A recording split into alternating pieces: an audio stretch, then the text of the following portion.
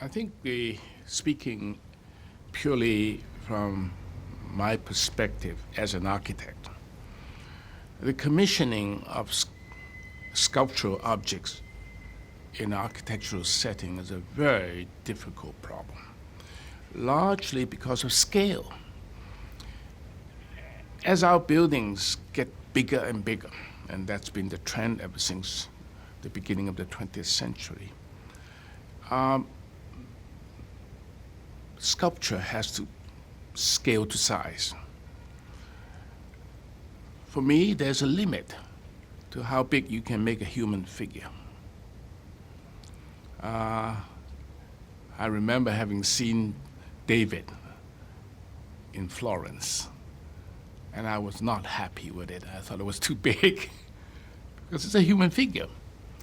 And there's a limit to how big you can blow up a human figure. It begins to look a bit uncomfortable.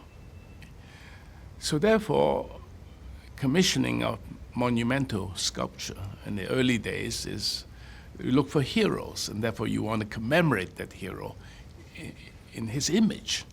But because there's a limit to how big you can make that image, so abstract sculpture came into play. And that, I think, is the key to Calder and others, including Henry Moore. Henry Moore has always said, time and time again, it's a human figure is the beginning of my inspiration. All my pieces reflected that. True, there are pieces that are much more lifelike than other pieces. And there are pieces, because the more lifelike they are, more like human figures, they're less likely to be successful if you make it very, very big. Now, at National Gallery, we commission knife edge, 2 pieces. There's nothing you can associate possibly with those 2 pieces to a human figure. And hence it could be make very big. And but Calder's Stabile has no limit to scale, almost no limit to scale. You can make it huge if you wanted to, because they do not remind you of a face, of a torso, or anything of that kind. So abstract sculpture became much more likely to be commissioned for that kind of architectonic setting. The same goes for Picasso. To do that silhouette that I commissioned at NYU, I worried in the beginning a lot about the fact that it's the face of a lady. But because it's so abstract, you know, it loses that kind of relationship that you find in Benjamin Franklin standing on top of a column, or maybe Augustus on a horse. It's not that kind of association. It became abstract. Once a piece becomes abstract, there are possibilities of enlargement. So the scale of buildings had a lot, and scale of spaces have a lot to do with commissioning sculpture as a work. And do you think Calder had a role in that transformation? Definitely. And what was that? It's just because his work is abstract. Abstract, and also lend themselves to industrial method of production. Bronzes, for instance, the bigger they become, the more difficult it is to cast and more costly. But steel plates, like building a ship, has very few limits. I think the European influence on American architecture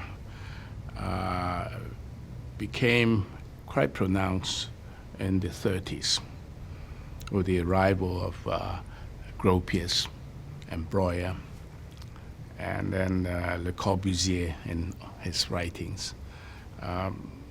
American architecture was undergoing a very, very abrupt change at that time.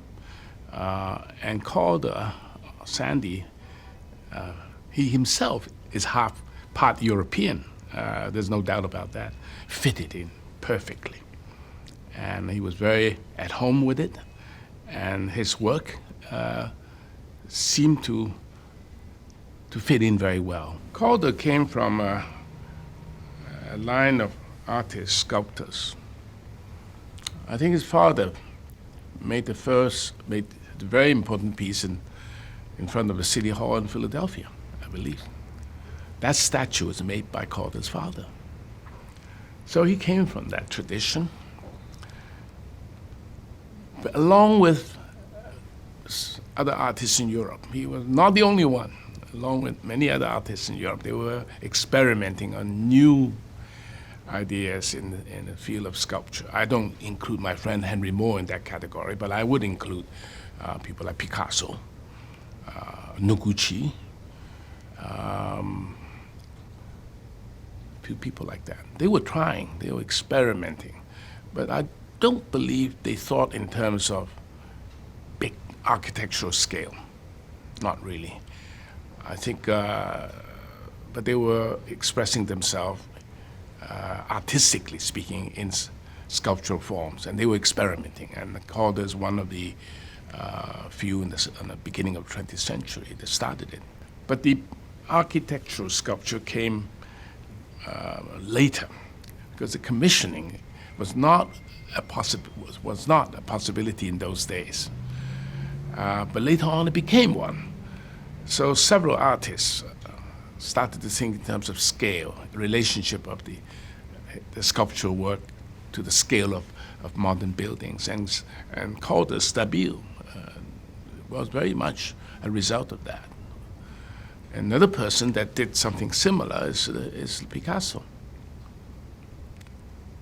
You think of Picasso as a sculptor, only doing these wonderful heads and little things that he made, and objects, trouvailles, and that sort of thing. But actually, he was very much concerned about scale of sculpture in relationship with buildings.